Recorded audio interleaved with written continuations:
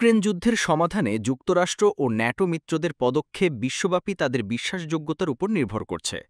ওয়াশিংটনে বহুপাক্ষিক বৈঠকের পর ফরাসি প্রেসিডেন্ট ইমানুয়েল ম্যাক্রো এমন মন্তব্য করেন।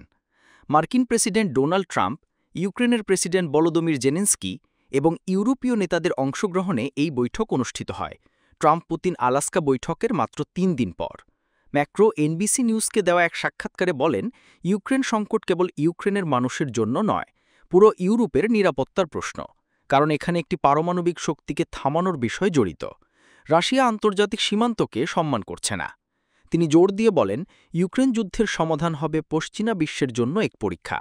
যদি তারা ব্যর্থ হয়, তবে তাদের বৈশ্বিক বিশ্বাসযোগ্যতা মারাত্মকভাবে ক্ষতিগ্রস্ত হবে। ম্যাক্রো স্বীকার করেছেন ট্রাম্প শান্তি চুক্তি নিয়ে আত্মবিশ্বাসী। তবে তিনি সতর্ক করেছেন, কোনো সমঝোতা যেন ইউক্রেন বা ইউরোপের ক্ষতির কারণ না হয়। তার ভাষায়, আমরা চাই একটি শান্তি চুক্তি, কিন্তু সেটা এমন হতে হবে যাতে ইউক্রেন নিজেদের ভূখণ্ড পুনরুদ্ধার করতে পারে, আবার আক্রমণেরও শিকার না হয়। তবে ম্যাক্রো একই সঙ্গে হতাশা প্রকাশ করেছেন পুতিনের মনোভাব নিয়ে। তার মতে, বাস্তব পরিস্থিতি দেখে মনে হচ্ছে না রুশ প্রেসিডেন্ট এখনই শান্তি চান। তবুও তিনি যুদ্ধবিরতির আশা রাখছেন, যদিও ট্রাম্প স্পষ্ট করেছেন যুদ্ধবিরতি শান্তি চুক্তির জন্য অপরিহার্য শর্ত নয়। ফরাসি প্রেসিডেন্ট আরও বলেন, নিরাপত্তা নিশ্চয়তা ছাড়া কোনো শান্তি চুক্তি কার্যকর হবে না, কারণ রাশিয়া অতীতে বারবার প্রতিশ্রুতি ভেঙেছে। প্রয়োজনে মস্কোর উপর আরও কঠোর নিষেধাজ্ঞা আরোপের পক্ষেও মত দেন তিনি। মার্কিন প্রেসিডেন্ট ডোনাল্ড ট্রাম্প বলেছেন, তিনি 2 সপ্তাহের মধ্যে কূটনৈতিক অগ্রগতি আছে কিনা তা স্পষ্ট করবেন।